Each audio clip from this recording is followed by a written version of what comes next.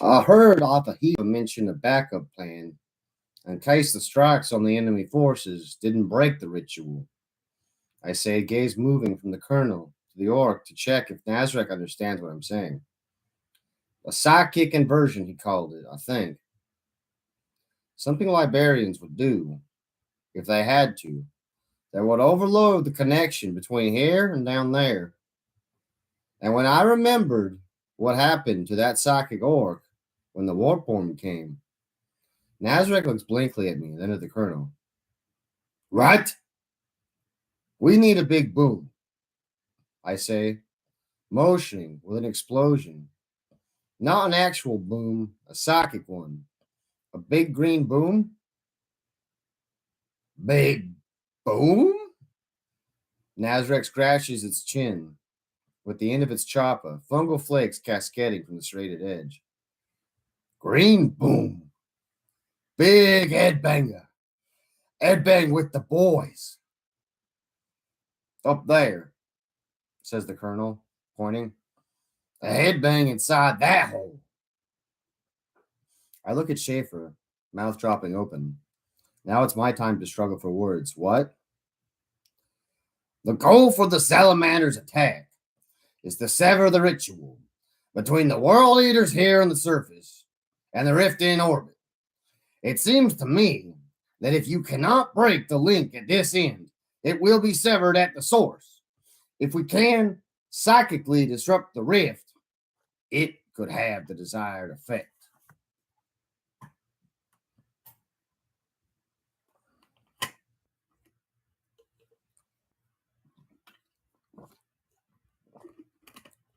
How big green bang up there? Asked Nazarek. My thoughts exactly, I say. We need to get the orc soccer into the rift, says the colonel. As calm as his fuse, judging the need to pop the mess for a fresh recap. Judging by what happened in the Underhive, exposure to the warp element should yield a psychic reaction potent enough for our needs. A whole bunch of new questions barge into my brain.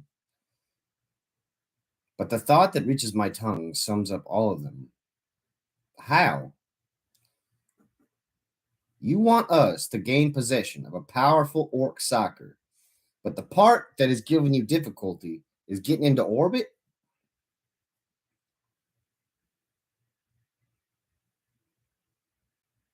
Start with the objective and break it down until you have all the stages you need. I rub my temples, remembering I haven't slept for 2 days now. That's something. No point chasing after an orc warphead without being able to think clearly. And that's it? Just come up with everything we need to do and then do it? Good plan, says Nazarek, catching up with the conversation. Weird boy, make big green bang in the sky. No more warpers. Which didn't really leave any room for further argument. I know this is my idea. I look around the courtyard and see a few of the underhivers carrying water from their recycling tank back to their quarters. All across Armageddon, there are millions of folks just trying to survive. I get what the colonel means when I look at it from another point of view. Just trying to survive doesn't win wars. Being ready to die does. There are details to be sorted out, but near as I figure, we need to get ourselves an orc warphead, get it onto a spaceship, fly it into orbit, penetrate the rift, shove the warphead out in the void. I look at Schaefer again, and he must be having the same thoughts.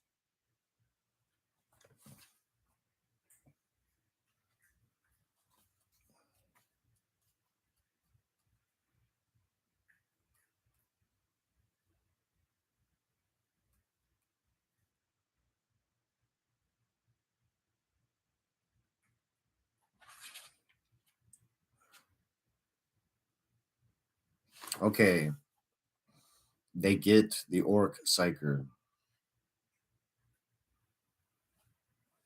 Getting a shuttle or lighter capable of carrying us into orbit should be the most straightforward part of the plan. Erasmia told us the port works at Kraken Station were still operational. An attachment had been left to defend the city after the withdrawal of the main force, in case it had to be used as an axis of counterattack. Night falls before we finish crossing about 4 kilometers of abandoned fieldworks that separate Kraken Station from the rest of the wastes. I start having concerns when I see the smudge of brightness on the horizon. It isn't just navigation signs, but the flickering of red fires. A few minutes later brings the sounds of explosions, accompanying flashes of orange and yellow through the haze. Concerns become outright worry when a fireball races up ahead a few hundred meters into the air, showering burning debris across a wide area. I push on, driving my body with pure will to overcome the lack of sleep and muscle fatigue. With me are 23 last chancers. Ohebs is the only one of the colonel's original team that has survived. And there's Sister Superior Ladia too. Sister Superior Ladia would be very disgusted to ever be referred to as a last chancer. I suppose she is, but does that mean? Well, I guess there's a debate to be had, right? Because I was going to use that one sergeant from the Space Marine guy, the Death Watch guy from the second book. I was going to use him. Like, is that guy? Does he get to be a last chancer too? But he wasn't really with them. He was just like sitting in a box the whole time. I mean, they did have one plan where one pilot just goes and hangs out at the shuttle the whole time and then picks them up, and that plan was stupid. But that guy was I don't know. I don't. But I know this. If I ever called Sister a lady, Sister Superior, yeah. See, she'd already do it. I'm already getting this sentence about this right. If I ever called her a last chancer, she would take her armored stiletto boot and grind it into my skull until like she had dug my own grave through it. It would be a power armored stomp.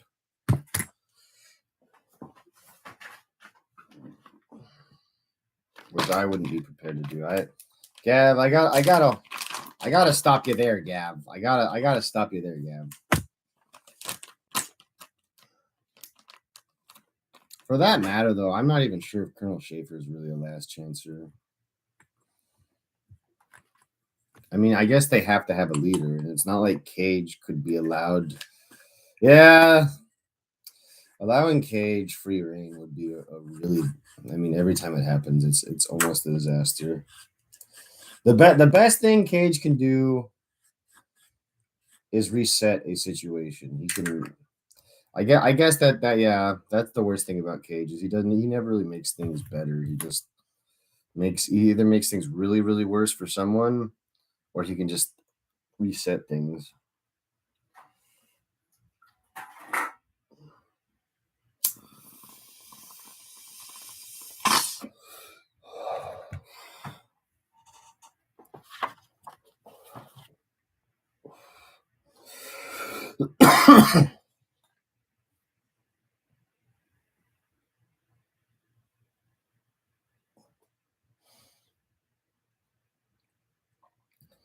With no chance of reconnecting with the rest of her order anytime soon, she told me, Sister Superior Ladia, that this seems a better course of action than sitting around looking after the wounded non-fighters.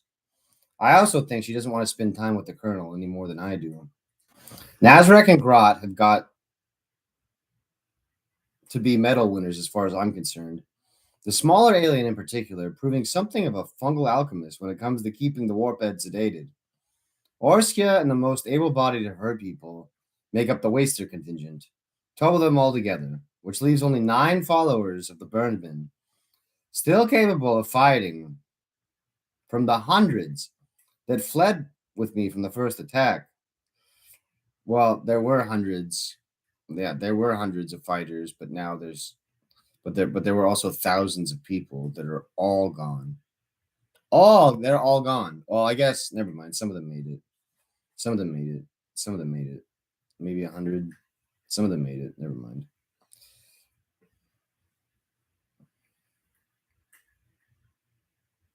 My thing though, right, is there's no like There's no grieving at all. No, there's no time for grief. I guess there's simply no time for grieving. I don't know.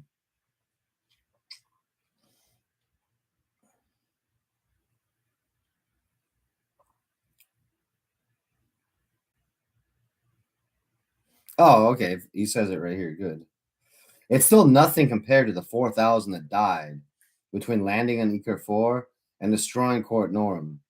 But as unplanned recruitments go, I think they've ended up with a pretty handy bunch. About a kilometer from the station, it's still no clearer what's going on. There are aircraft dueling overhead, tracers and rockets cutting through the twilight murk.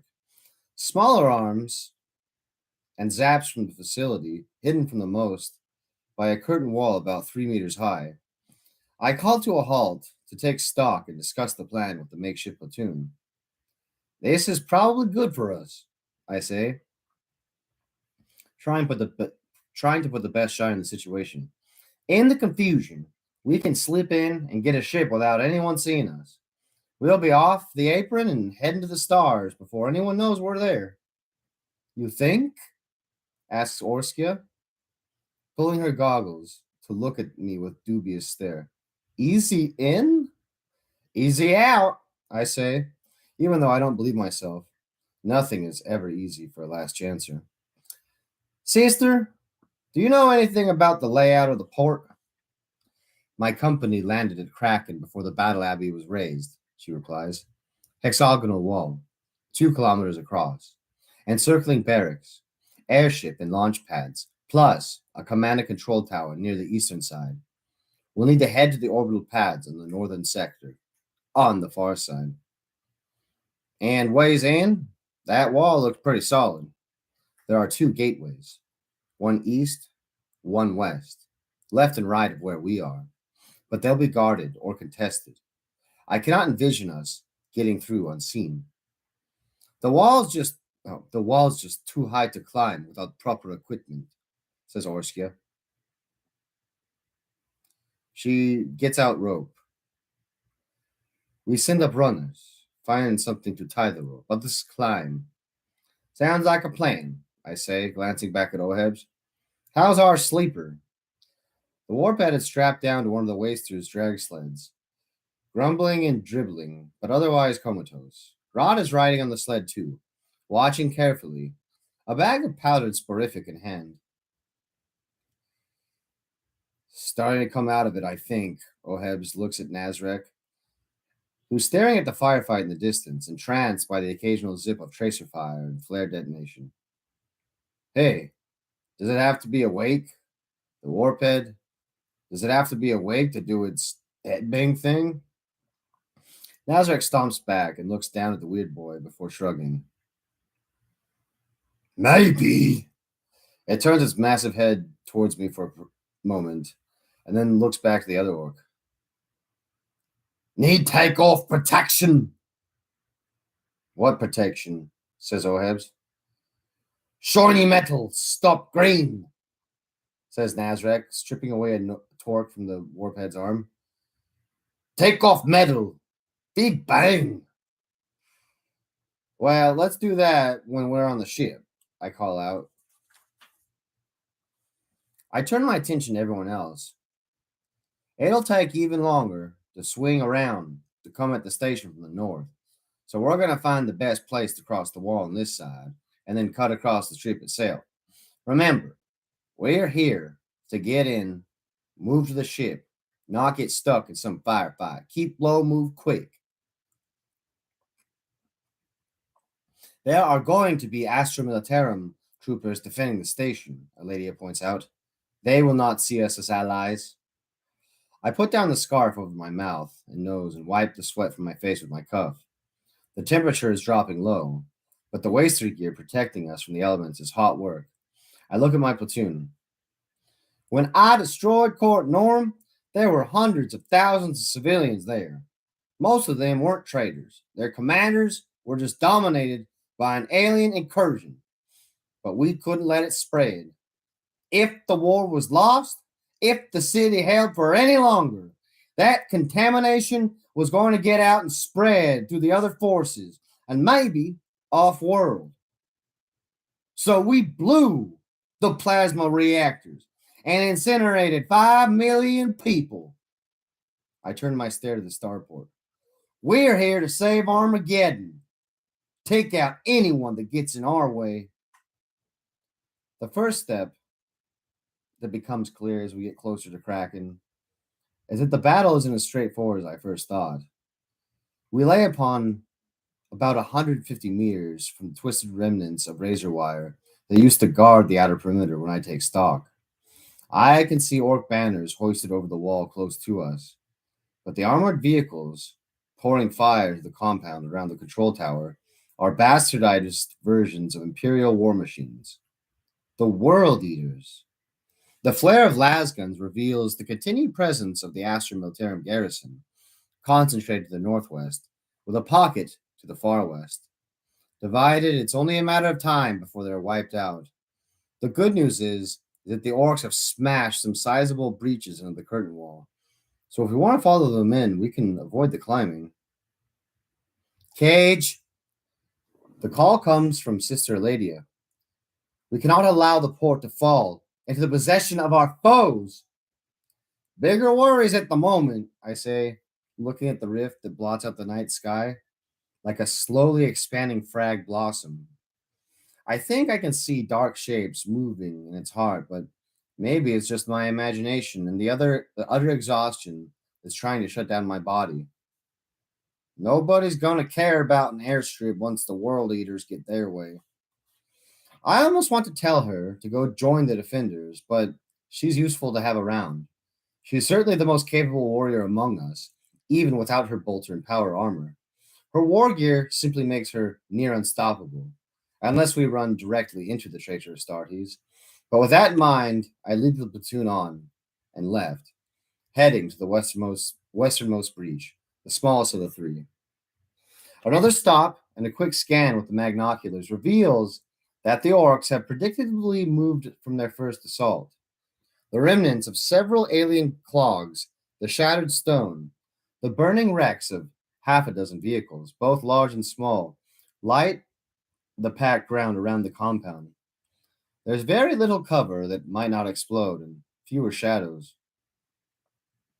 We get in, clear the wall, and then just follow me, I declare, rising from the last dune before the open ground around the curtain wall.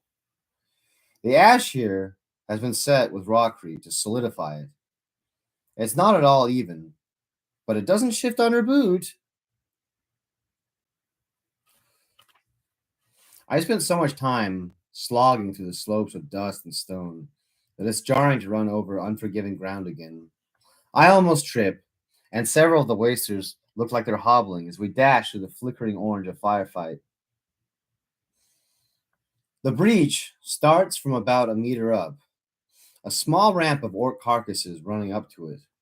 Nazarek pauses, tosses away its customized bolter, and adds a large bore shooter from the debris, its ammo belt trailing a coil of slugs like a small tank.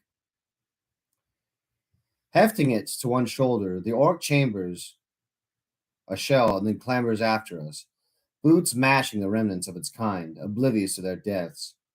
Grot springs monkey like from the toppled stone to corpse, and then to the breach, a long, slender blade in its teeth. Dragging myself over rubble, splattered with orc innards and human blood, I jump down into the compound interior. I've been in a few battles, so I know there's usually some kind of shape to it that you can recognize with a glance. This time it's just anarchy. Lines of fire going everywhere, lasgun blasts and bolts crisscrossing with muzzle flare, of orc shooters and green beams from alien weapons. Orc rockets corkscrew noisily through the beams of searchlights, while strafing vulture gunship takes fire along the far wall. I'm glad we didn't come in that way. The explosion we saw earlier must have been the fuel depot. Burning promethium tanks light the western half of the compound, and you can feel the heat of it from where we are, several hundred meters away.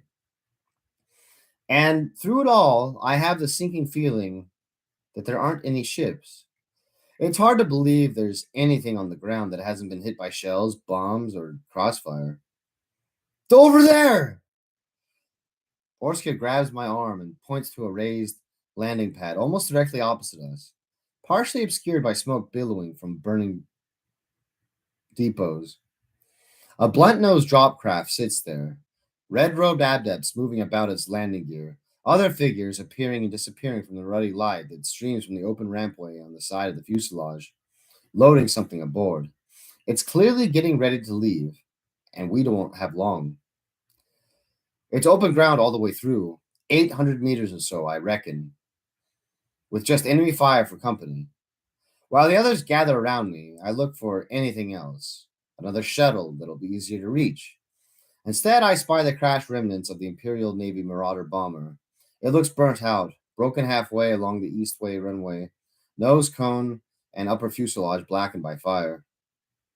We go that way first, I say, indicating the wreck with a jabbed finger. Then we hook left to the dropship. That's further, points out Sister Eladia. Yes, but that mess, I indicate a pyre of metal bodies that used to be a watchtower some way to the east, covers us from being shot. We'll only have half the distance to cross in the open. I'm not in the mood for arguing. As soon as Ohebs and a couple of others have started manhandling the warp head down from the broken wall, I set off on a run, straight towards the broken marauder. I don't look back. Better to trust that they're following, because if they're not, I might as well have just headed off on my own anyways. I catch the reassuring thud of boots behind me. A few seconds later, I hear the absolutely unnerving hiss of a bolt round. It sears past my left ear, followed by a grunt as it hits a target. A second delay, and then a wet detonation accompanies screams and shouts.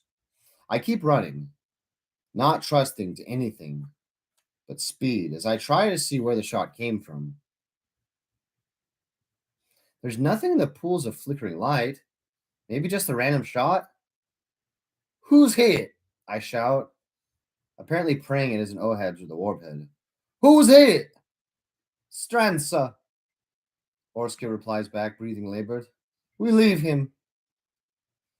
A pinprick of light draws my eye to a stretch of wall that divides the main runway, with a track beside it, about 300 meters away. A moment later, it resolves into another bolt, flaring a few meters to my right, bringing the same thud and yell as before. I hear a clatter of a gun being lost and someone else cursing. A las bolt zips back, way off at this range. Keep moving, I bellow, heaving a breath into my lungs that feels tighter than a tech priest's nuts. Get to the Marauder!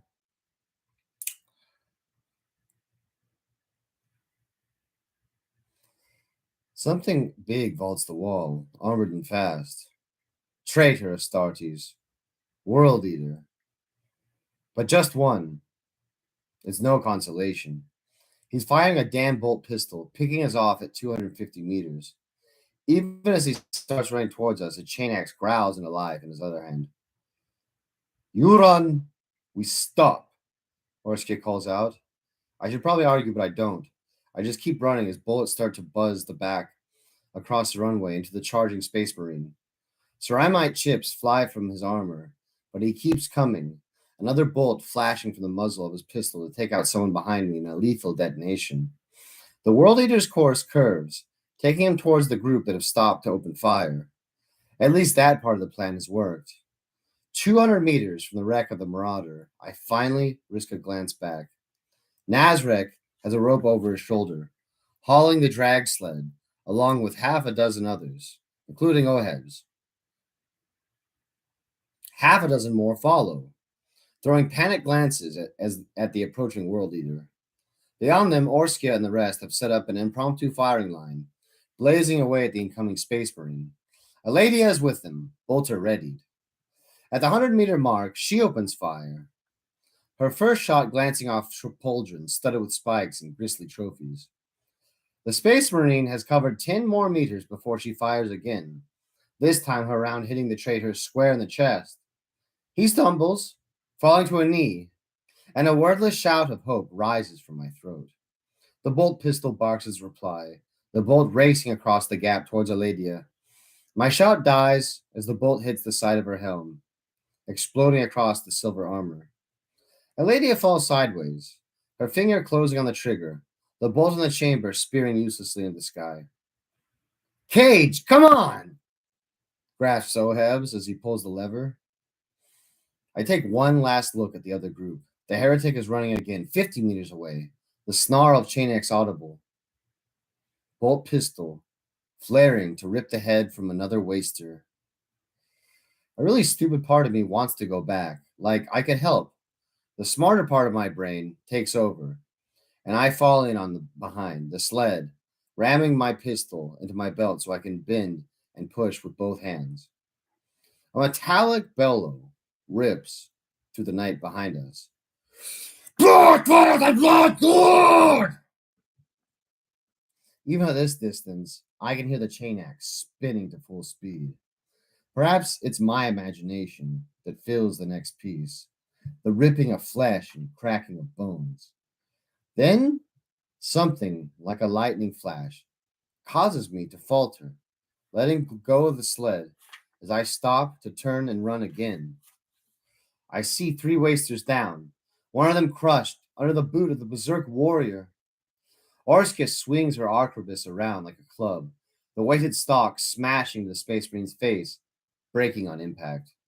As the monstrous warrior draws back its chain axe, Aledia leaps through the press of bodies, a gleaming blue sword in hand.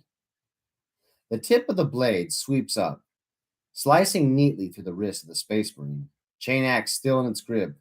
The hand flies away, spiraling to the ground behind the World Eater.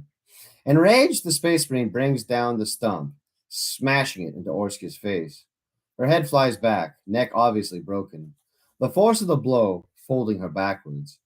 I feel the impact in my gut, a sudden pain at seeing the Doomseer go down. Okay, he got Orska, not Aledia. Aledia lances her powerful sword two-handed into the gap between helm and plastron, piercing throat and spine. Turning, she rips the sword free, slashing into the head. I don't need to see the rest. I turn and dash after the others, covering the last 100 meters to the broken aircraft with increasing heavy strides.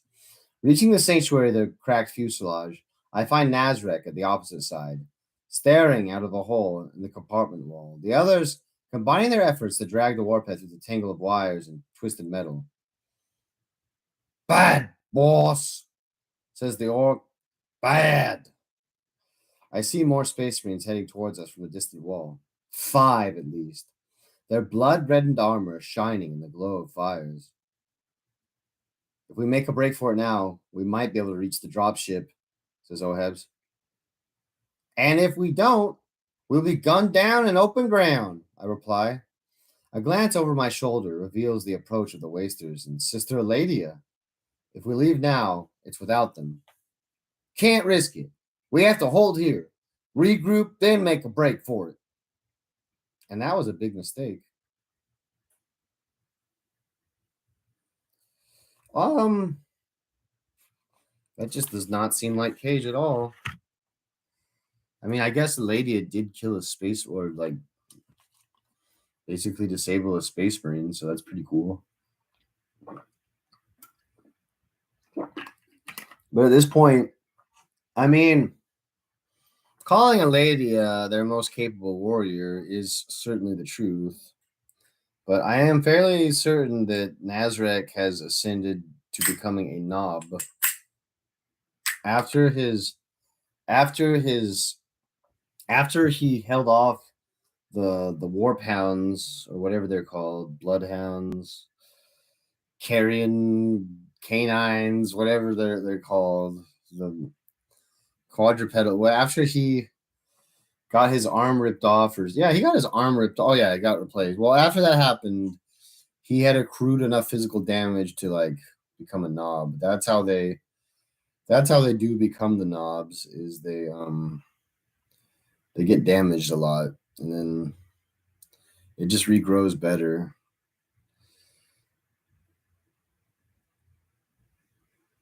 And you might think, well, why wouldn't an orc why wouldn't an orc just like damage itself a lot? And that's just kind of counterintuitive.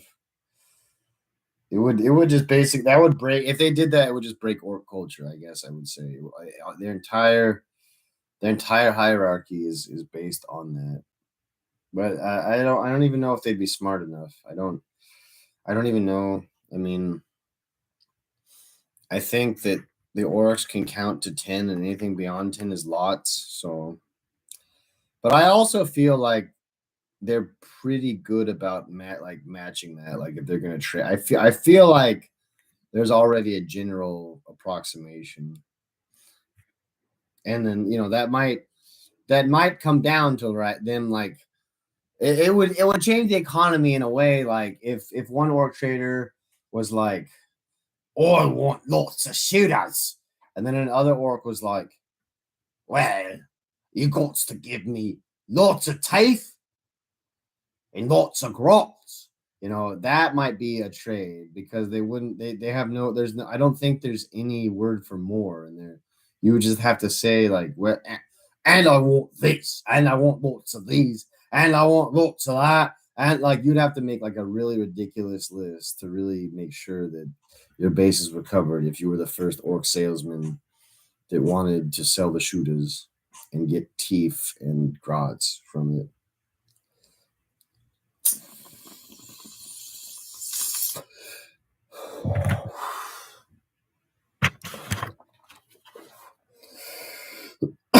The bulk of the Marauder protects us against direct hits, which is good because the interior is filled with splinters from exploding metal and fragments of bolt detonation.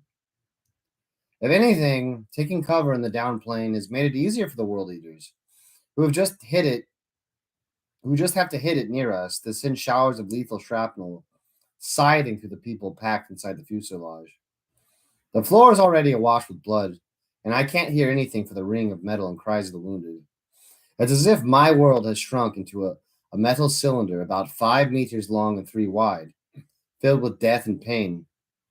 The fusillade is relentless, giving not even a split second to throw a glance around the warped beams and broken metal. It's been maybe 10 seconds. How much more ground could they have covered? 150 meters more?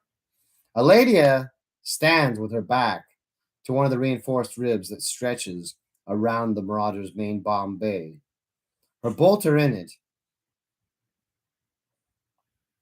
Her bolter in hand as small explosions erupt across the surfaces outside. The side of her tattooed face is covered in blood, pieces of metal stuck in the skin, but she pays it no heed at all. The dozen or more figures writhing around the floor with lacerated faces, slashed arteries, and spilled guts are not so composed. If someone had asked me when I joined the Imperial Guard what would be the worst thing I might see, I wouldn't have imagined anything half as bad as this slaughter. And this is just the prelude to the real carnage. When those heretics burst through the walls and tear us apart with chain axes, there's no damn thing we can do about it. Any kind of counterfire is impossible. The moment anyone tries to rise or turn out of cover, another detonation sends red hot metal shards into them. Fragging helpless. I never thought I'd die without fighting back in some way, but this is just a bad situation. If I try to fight, I'll die even quicker. I can only look at the others out of the corner of my eye. I see Nazarek huddled close to the floor, Grot taking cover in the shadow of the orc. I catch terrified glances from some of the others, but I can't see Ohebs or the Warphead. Am I crazy for even thinking about them? No one is getting out of here alive. This mission is an abject failure. What's most galling is imagining what the colonel would say. No smugness, just that holier and better than thou righteousness that brings him that he brings with him. And there's also the sneaking suspicion that he was absolutely right about me, that this is my fragging mess. I think I'd rather stick my head out of the fuselage and say that to him. I send a prayer to the Emperor, lips soundlessly mouthing the words among the screech of tearing in metal and bark of exploding bullets. It's a simple message, And surprising even myself, it isn't even a prayer for salvation. I just pray that the other missions aren't as fragged as this one. I pray that the Battle Sisters and the Space Marines have managed to break the ritual. And then I realize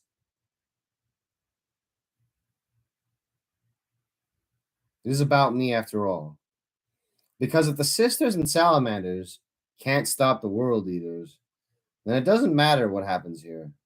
My total failure becomes an irrelevancy. I will be absolved of my utter inadequacy. But there's no way of finding out. So I'm going to die with the knowledge that I've thrown away the only chance I've had to save Armageddon. I'm so warped up in these thoughts and prayers that it takes a second for me to register a change in the battle noise, a deeper thunder among the small arms and occasional snap of heavier weapons, and the absence of exploding death in my immediate vicinity. Sister Eladia brings her bolter around the stanchion, aiming outside but doesn't fire. No one else dares move. Through the shredded roof, I see blue flames of plasma jets and hear a noise that brings recent memories flooding back. The Thunderhawk! Didn't we do this already? I say, uncoiling from my fetal crouch, looking up to see the Salamander gunship descending nearby, wing guns blazing in the distance. Others stand and start cheering, spilling out of the wreck to shout and wave at the landing gunship. No time to celebrate, I snap at them, clambering over the corpses wedged at the bottom of the craft hole, checking faces. Oh, Hebs! Here, Kage, he replies, pushing from under the two bodies that are more gristle than human at this point. His left arm is a mess of cuts, bones showing at the elbow and forearm. Still here. The warp bed is next to him, buried under more corpses. We get a few able bodies together to drag him off and free the orc, which is starting to stir in its sleep, baring its teeth and grumbling. The Thunderhawk touches down amidst swirling dust, and a blaze of lights, the front assault ramp whirling open. A squad of armored warriors descends, dwarfing one more among their contingent. I have to double take at the sight of the colonel in formal dress coat and officer's cap on his head once more. Underneath are still the ragged clothes of the wasters, but at first glance, you'd think he'd stepped off a parade ground. Frag me, I say. I count 10 space marines who fan out around us, firing at distant targets at the walls, against both orcs and heretics. Lieutenant Kage, report, Schaefer barks, coming to stop a few meters away. Training and instinct take control for a second, and I come to attention, hand half rising in salute before falling back to my side. Heavy casualties. Objective not yet achieved, I mumble, suddenly feeling like I've been dragged before one of my older family members for some misdemeanor. Some of my natural temperament reasserts itself. What the frag are you doing here? Saving Armageddon, the colonel replies. Unlike you. He sweeps over all of us with that icy gaze, jaws set, hands forming fists. Fall in with me, all of you that could still walk, he shouts, turning on his heel. I catch up with him a few hundred steps, not sure I didn't die in the wreck and this is some kind of bizarre, short-lived afterlife. Hell! I look around and see the Space Marines advancing with us, still firing shots in the night. You brought some friends. Your biggest problem, Kage, is that you are not nearly as intelligent as you think you are, the colonel tells me, striding across the broken runway, heading directly towards the pool of lights around the dropship apron. His voice is raised above the noise of bolters and the thud of power armor. But he delivers the words with the same cool precision as always. My missions are not casual underhive scraps, one on guts and quick thinking. They are military operations, the scope of which you never seem to comprehend. Did you really think you would succeed by just plowing ahead without planning, hoping the Emperor would somehow make everything right for you? I wouldn't say, I protest, but the colonel isn't interested in my contribution of this conversation. Think about every mission we have fought together, Kage, and tell me that you did not realize what massive undertakings they were. Starships, transports, weapons, information about the enemy, covering bombardments, orbital strikes, tech priests, and supply drops. Did all of that just happen? We're only a couple of 100 meters away from the steps of the landing pad. Occasional rasps of fire come past or whine above us, the brunt of it directed at the salamanders or the gunship that is lifted off to take station overhead. Shouldn't we be ready to fight? I say, noticing the colonel doesn't even have his pistol in his hand, just in case they don't want to give us their dropship right. The glance the colonel throws me is more venomous than the viper bite.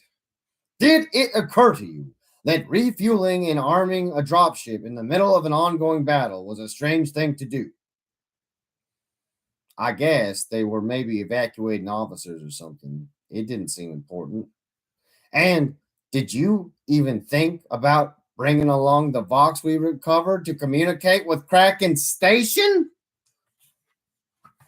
Well, I suppose now. Heavy weapons on the western wall open fire, sending rocket and shells streaming over our heads and the tangles of wreckage in the middle of the compound.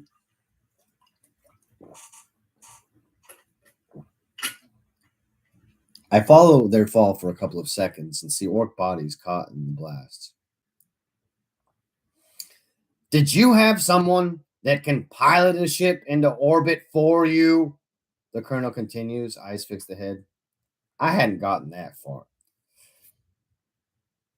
I trust you have been conducting operational assessments of your team to identify important specialisms and potential mission vital profiles. How exactly would you would be a joke of a commander, Kage, but those corpses you have left behind are not funny at all. His anger is something to witness, not shouting, not theatrics, just raw, focused ire. All of it directed at me. I wither under his scorn like a forest hit with anti-plant shells. You heard nothing I said to you in the Abbey.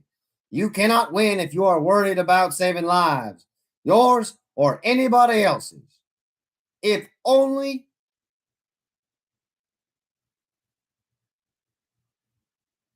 you only live if you succeed. All other routes lead to death, yours and everybody else's. My excuses are swept away by the force of his words, but he's not done yet.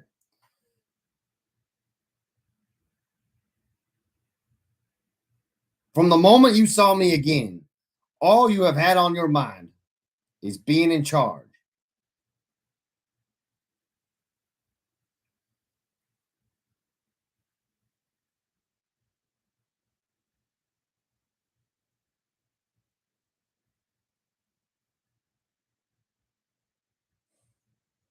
Now you know why. You are unfit to lead this kind of mission. You are capable of insight, practical improvisation, and possess an uncanny sense for survival. We come to the foot of the metal stairway leading to the dropship's pad. He stops and looks at me with a shake of his head. What you are not, Kage, as a colonel and the Emperor's Imperial Guard, and everything that means. I have to stand there and take it in, because he's through my defenses and nailing every shot. I rose to my natural level in Archean, a warlord of sorts, but that's the summit of my abilities as an Underhiver. If I'd stayed on Olympus, maybe I'd have turned out the same.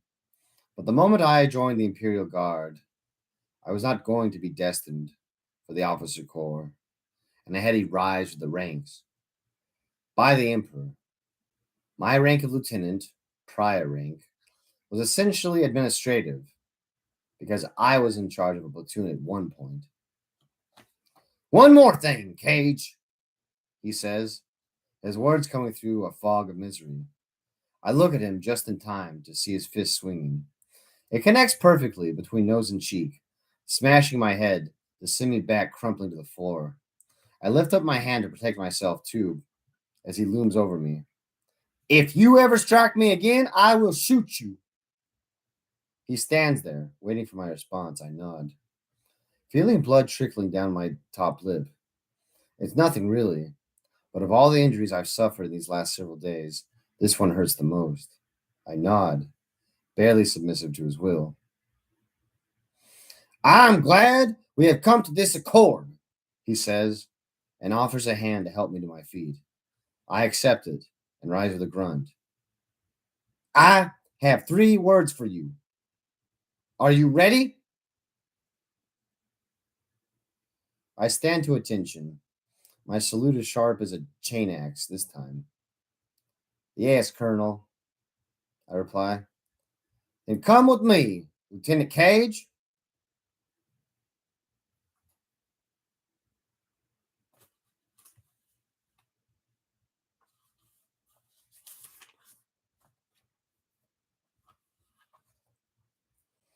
Before we ascend to the dropship and an armored warrior breaks from the others, I recognize Librarian Afahiva, staff in one hand, bolt pistol in the other. He stops beside the warp head, which is beginning to stir even more, grumbling in the last throes of sleep. The Space Marine holds out a hand, a nimbus of gold playing between the fingertips. The orc's lips ripple, bearing sharp teeth, a moan emanating from deep in its chest. Apahiva steps back, as though struck. Strong, he says. This is your psychic bomb? Yes, I say. I've seen how these warp heads react to the warp-born like Nazarek agrees. Exposing it to the rift should give us a big psych bang. I look at the warp head, to the colonel and the librarian. I have a question.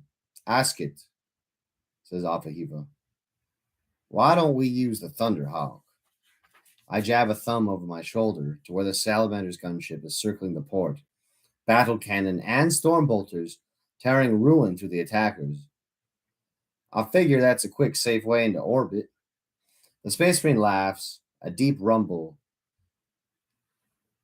By Vulcan's fire, that would be insane, the librarian replies. Your plan is almost certainly doomed to failure, Lieutenant Kage. You will all die. Either getting into the rift or when your orc psyker explodes. Even if you get that far, I think there is only a small chance that what you hope to achieve will come about. No, Lieutenant Kage.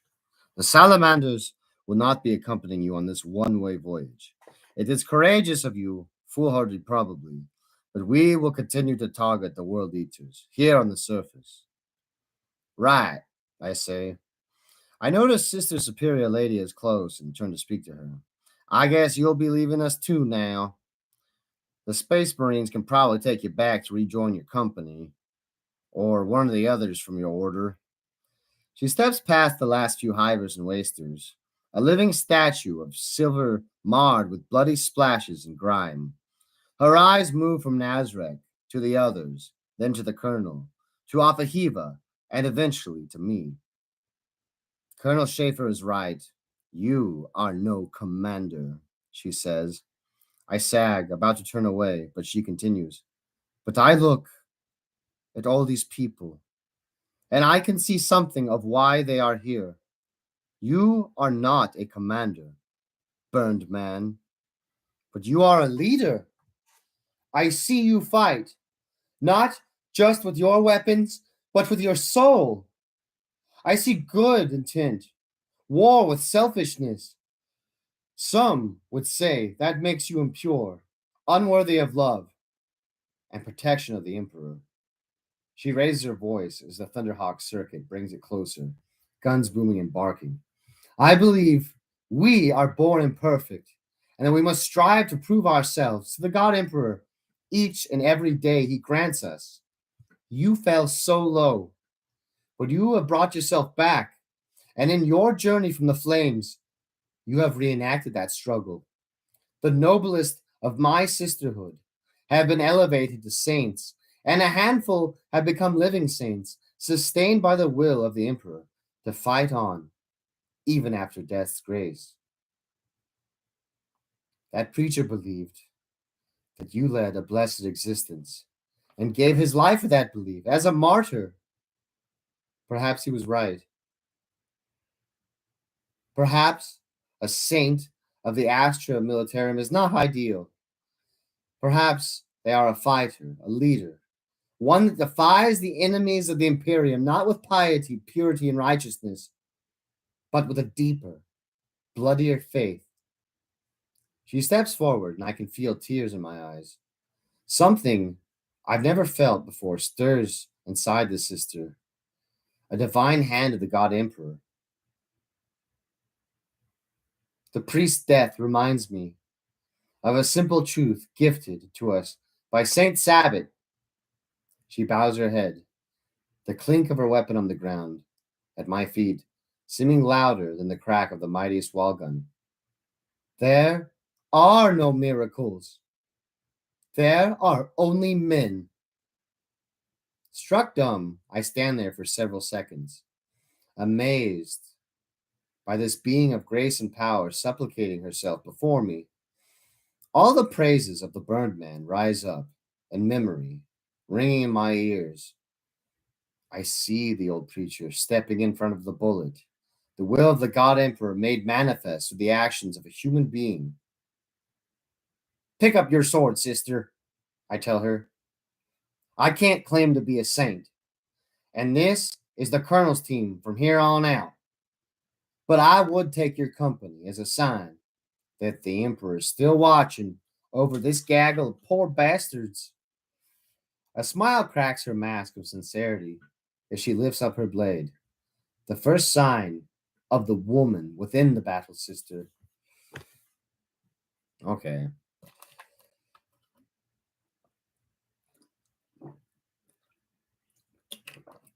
The equation, yeah, I'm running the numbers.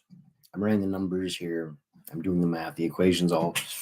You can have all these people together, and she wants to be a last chancer, but being a last chancer doesn't just mean being a last chancer now. It means something else. That's why, I guess. She has a reason.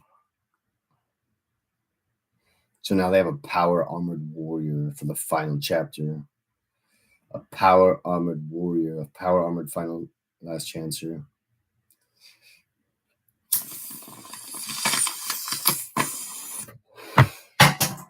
Son of a gun.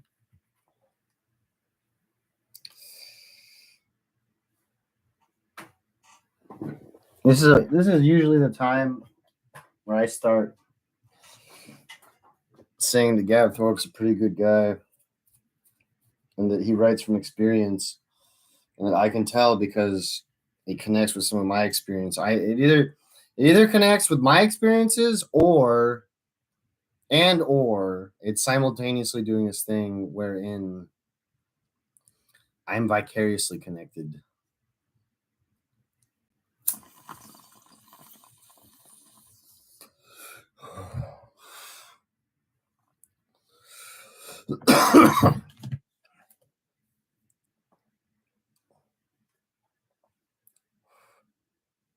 The dropship squats atop the landing pad, among a crowd of red-robed tech priests and augmented servitors, the air thick with the stench of Martian oils and human sweat.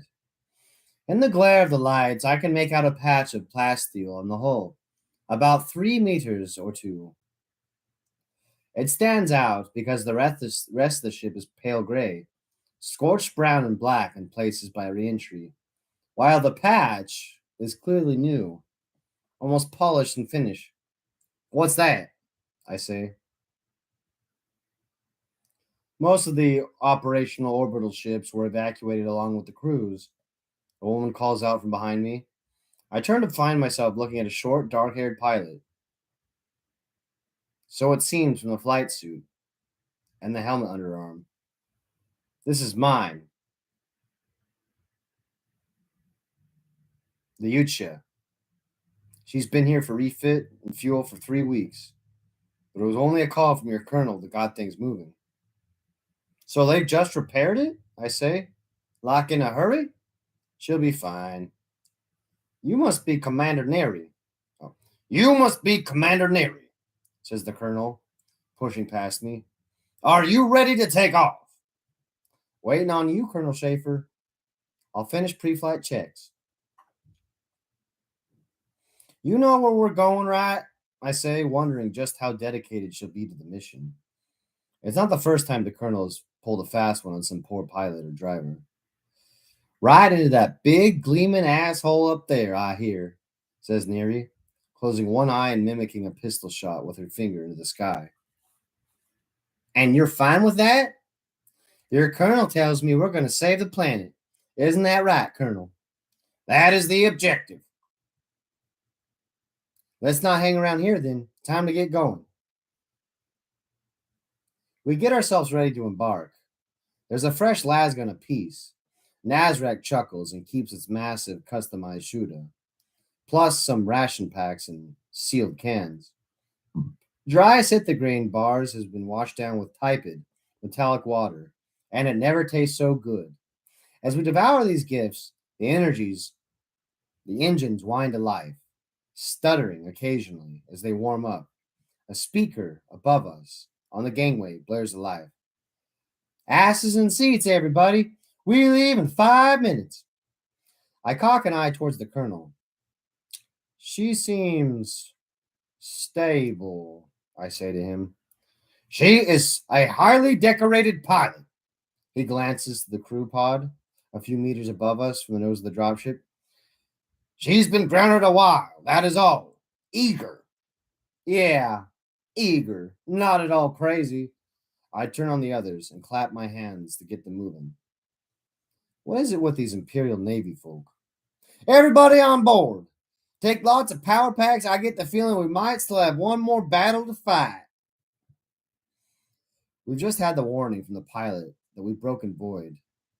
Nothing but a few centimeters of plasteel between us and a cruel vacuum death. The hivers and wasters had never been off-world, and there's an outbreak of consternation and excitement among them. Some peer out of the slit windows at the starry expanse, the ones on the other side of the compartment laughing as they look back at the receding view of Armageddon. When I left Olympus, it was a relief. The Imperial Guard promised something more than scabbing existence in the underhive. It's very different for these folks. Whether they realize it or not, this is a short one-way trip.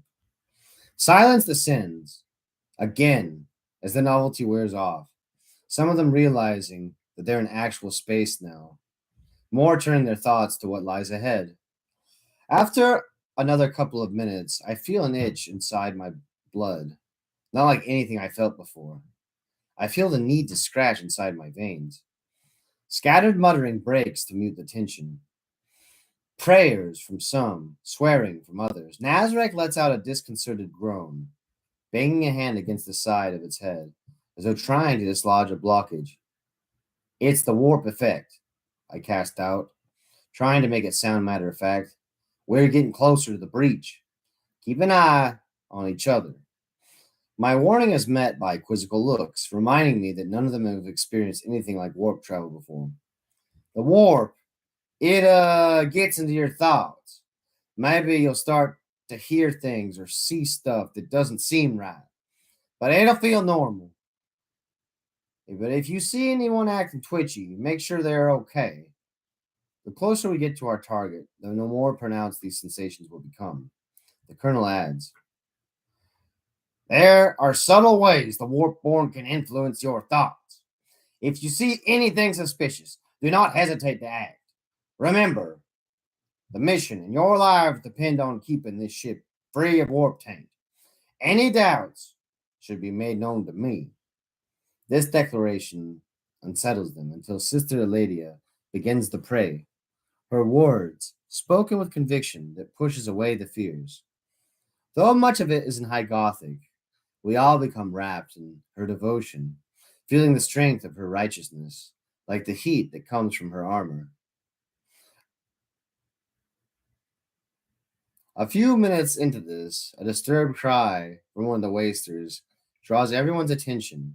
It's Tormus, who fumbles at his safety restraint, trying to pull the buckle with trembling hands. Burning! Burning! he mutters, a hand raising to ward away something only he can see. He carries on in the wasted dialects, only one word and five understandable, and even then barely. He attempts to get out of his seat, and now he's more desperate, despite the attempts of those around him to bring him calm. He pushes at them, looking into their faces as though staring into a nightmare, flinching from their reassuring hands. Here and there, others start to moan and whisper, speaking of fogs and lightning and eyes that won't stop staring. Some shake it off, trembling but lucid. Others take on glazed looks, sitting as still as statues, falling deep into the warp dreams. The occasional panic shout breaks to the growing disturbance. I exchange a silent look with the colonel. A craft this small hasn't got a Geller field, but I figured that wouldn't be an issue since we were actually inside the warp break. I guess pockets of unreality are leaking out. I can feel them as a sudden paranoia sweeping through me, or the distant thunder of drums. Only I can hear. Now and then I catch myself scratching the back of my hand, almost drawing blood with my ragged fingernails. Time on target about 5 minutes, Neary informs us in the inner box. The colonel turns in his seat and presses the stud in the box panel between us. Is it 5 minutes or is it not? He growls. We're flying to a big wavy break in the fabric of time and space, Colonel. But feel free to get out there and measure. The link hisses with static, probably masking the pilot's curses. About 5 minutes. The throb of the nape of my neck has returned, stronger than anything I left down on Armageddon. Like a boom compared to a tiny rattle. I check on Ohebs at the aft of the compartment next to the warp bed, who has been strapped in the Medicaid stretcher and is now propped up between two rows of seats. He feels my gaze and looks up, tension written into his features. The orc shudders, fingers moving slowly. Now and then a puff of greenish vapor ejects from his nose as it breathes. Not long, says Ohebs. It's going to be tight.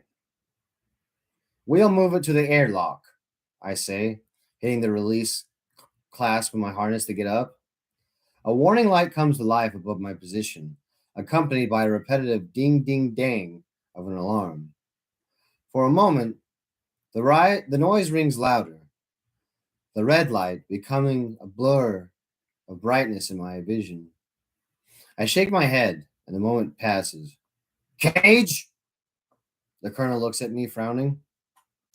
We're about to have company, I manage to say before a wave of nausea hits me, sending me spinning hard to the deck. The floor feels like wet sand beneath my fingers, though when I focus, it becomes dimpled plasteel again. The air is hot, though. I can feel the sweat pushing out of my skin in response, like a furnace door has been opened. I shout from the front of the compartment.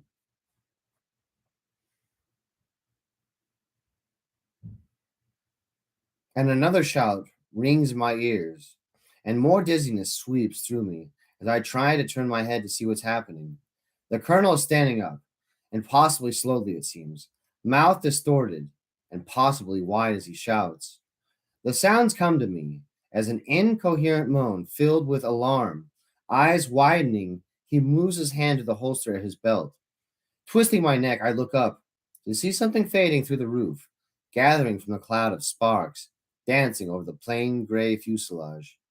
I close my eyes to regain some equilibrium, trying to blot out the hallucination of the face leering down at us. That somehow makes it worse. Random noises becoming voices, chanting into my ears. I can't understand the words, but they speak to me of blood and death. Edged with the crash of big guns and screams of slaughter. Reeling, I stand up, feeling like I am in the midst of a raging battle. An armored figure, more than a beast man, looms before me, a mane of bloodied hair spilling from its scalp beneath a crested helm. All around are thousands of warriors, some traitorous Astartes, others feral creatures of claw and horn, some of them obviously human or mutant, dressed in rags of bloody red, skulls and disgusting runes carved into flesh or daubed into plaques and banners, The image of the burned man springs to mind, and I feel sick at the thought of what might have really inspired such icons. I see a dozen terrifying warp spawn giants, winged apparitions of pure anger, like the monstrosity that manifested itself in the Underhive. Some carry axes and whips, others swords and maces, each weapon streaming with black fires of hatred. With them stands one that is different, clad in armor that reminds me of the traitor Astartes. It is as much a monster as a man, a behemoth of red skin and ruddy hair. Its armor is molded with grotesque spikes, its face horned and fanged, a mask of infinite rage. In its hand it wields a chain axe born of nightmares, its head larger than a man, its teeth forged from the teeth of dragons, on a haft of warp spawn bone. Demons. The true name springs to me again, and I realize that I look not into something real, but into the other side of the portal. This is no image of madness, but a vision of what awaits Armageddon should we fail.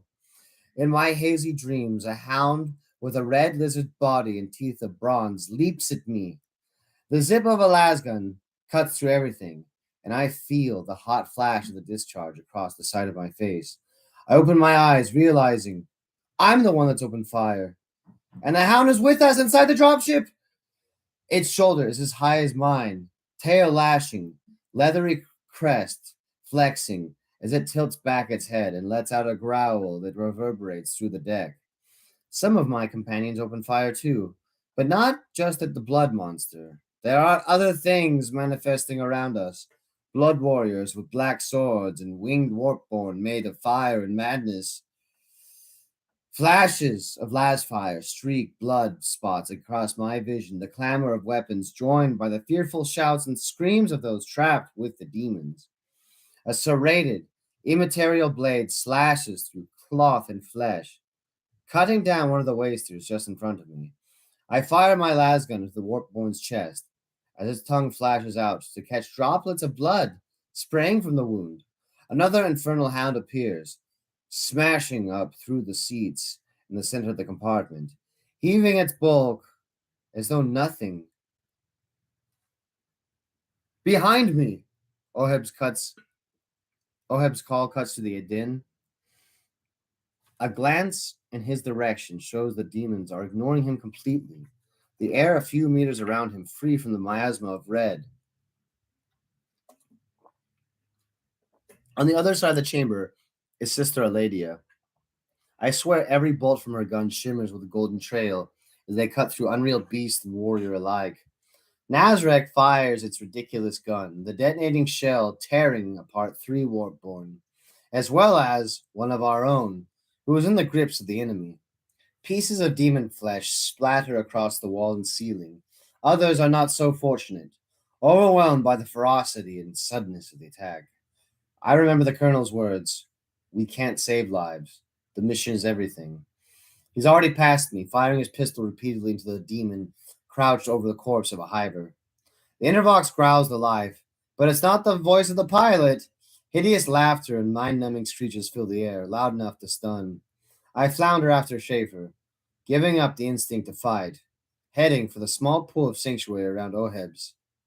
As I stumble, I catch a glimpse of the weird boy. Two red eyes stare back at me, with raw alien malice. Oheb's realizes what's happening just about the same time as I do.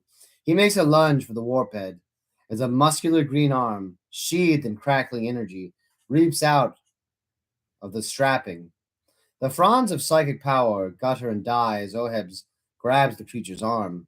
The weird boy yells, a bellow of frustration, and tries to throw Ohebs back. The colonel and I reach the orc together, hurling ourselves onto it, just as Ohebs loses his grip and tumbles backwards. For an instant, I stare into those red eyes, sparks of green spiraling around them. It washes away the throbbing of the warp, pushing aside the lingering images of the bloody battlefield on the other side of the rift. Instead, I see a vast horde of orc green skinned warriors. No, not a horde, an army. This isn't a massive rabble without thought or purpose. It's a conquering force, advancing with one mind, towering leaders and immense war machines breaking the carpet of alien soldiers. Somehow, I know that this is Armageddon. Everything is green, shimmering with the energy of the orcs. And suddenly, Nazareth makes sense. Armageddon is green. It always will be. The connection breaks as Oebs recovers, throwing himself over the warp bed. A clawed fist catches me at the side of the head, clubbing me down to the deck again. Get to the airlock! Gasped the colonel, hitting the activation switch in the bulkhead beside the weird boy. I make the mistake of glancing back. The compartment is in total anarchy, a real, half real storm of las fire and bloody colored demons. The fuselage is melting away, showing glimpses of the impossible. Eternal battle within the warp. We're in the rift! I shot the other two, focusing back at the task at hand. We can do this! Just then, a las bolt hits the back of Ohub's head. Brain matter explodes over us in the warp bed. I look on in horror as the knoll slumps to the floor, blood leaking from the hole in his skull. Forks of green lightning crawl up the warphead's arms. With a bestial roar, it tosses the colonel and me away, tearing out the last of its bonds. It shudders, sparks leaping from its skin, while copper bangles and necklaces boil away to nothing, unable to contain coursing energy throughout the orc. A blood demon leaps at the warphead, black blade leveling smoking trails that cuts through the orc's throat. With a snarl, the warphead brings up a clawed hand, smashing the blade aside. Splinters of black scatter into the ceiling and ruptured blade. Growling, the warphead thrusts its hand into the chest of the demon, blasting apart with green flames. The flames turn to arcs of lightning, leaping from one demon to the next. The weird boy lifted from the deck by the power that envelops it. The whole compartment fills with corkscrewing emerald energy, crawling over a hole in bulkhead, turning demons to bloody vapor. Then it stops. There's a few awful, pregnant heartbeats as the energy swirls into the warphead. It glows from within, veins standing out like cores beneath the skin, rivers of green light coursing along them. Instinct propels me through the gathered halo of green energy into the airlock beyond the bulkhead. The colonel glances at me, then follows. I want to take a second to call the others. I see Nazareth, body quivering as the power of the green snakes into it from the warphead. Sister Eladia, blade slicked with demon blood, turning to look at us. The warphead vomits out a beam of zigzagging energy, letting loose a concentrated scream of psychic power. The blast rips along the seats, turning them to slag, and punches out the front bulkhead. For an instant, I stand there looking at the length of the ship, out through the devastated remains of the cockpit, into the maw of the rift itself. I hear again the thunder of guns and braying of war horns. Decompression rips through the compartment. Feeling sick, I slam my hand against the airlock activation panel, the door crashing down an instant later. Faces pressing to the glass.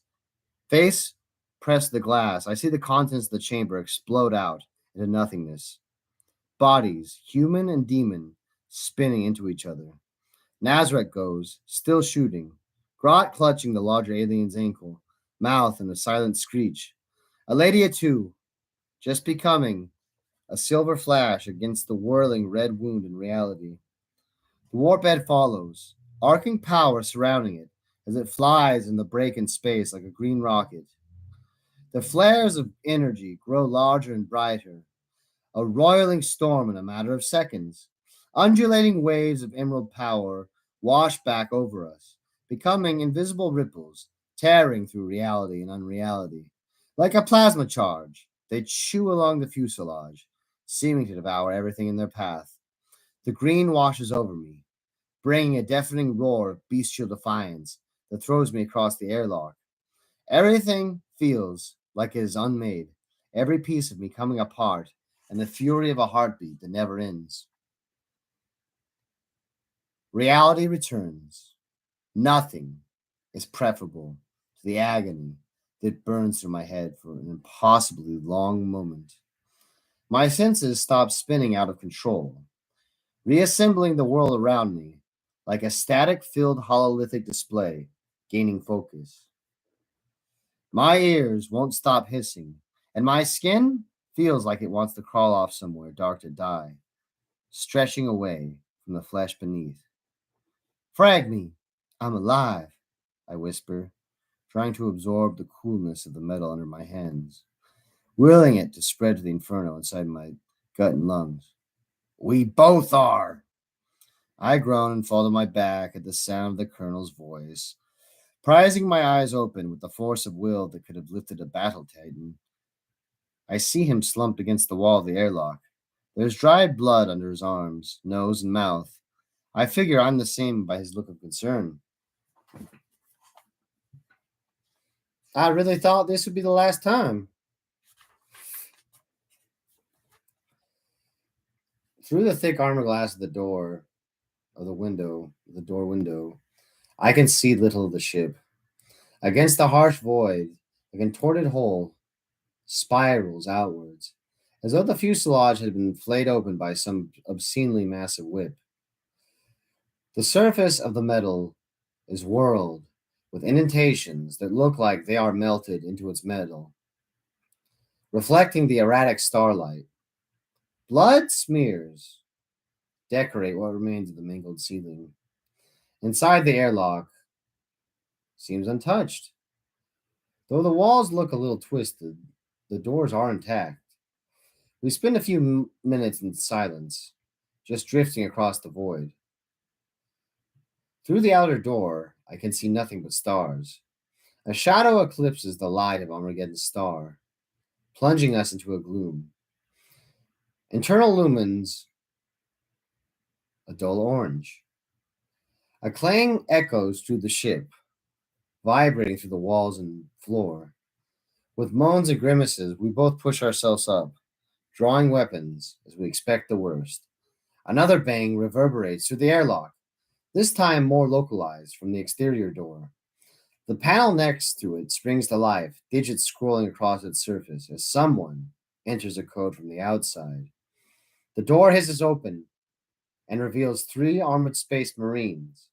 A lack of spikes and skulls tells me they are probably loyal to the Emperor, but in the brightness of their suit lamps, it's hard to make out a color. Then the lights dim, revealing a dark green warplate and lizard scale loincloths. A Fahiva?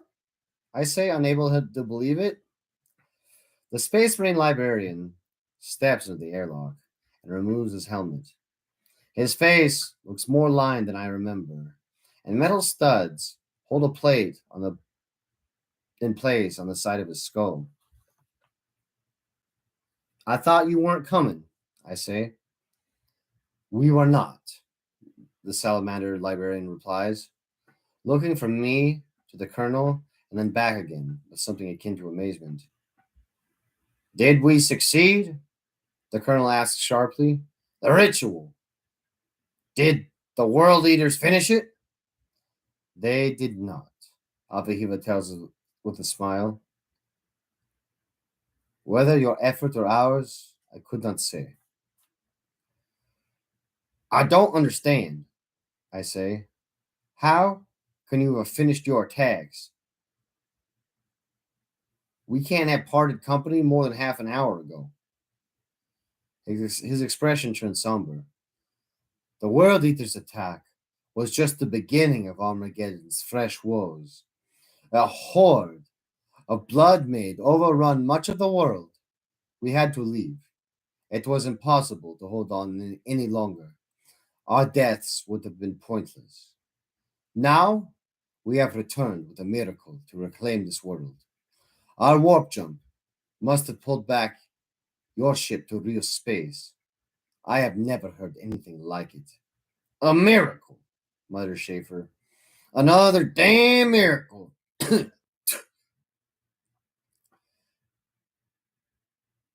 You're not making any sense, I say, thinking perhaps the after effects of my exploits or even more serious.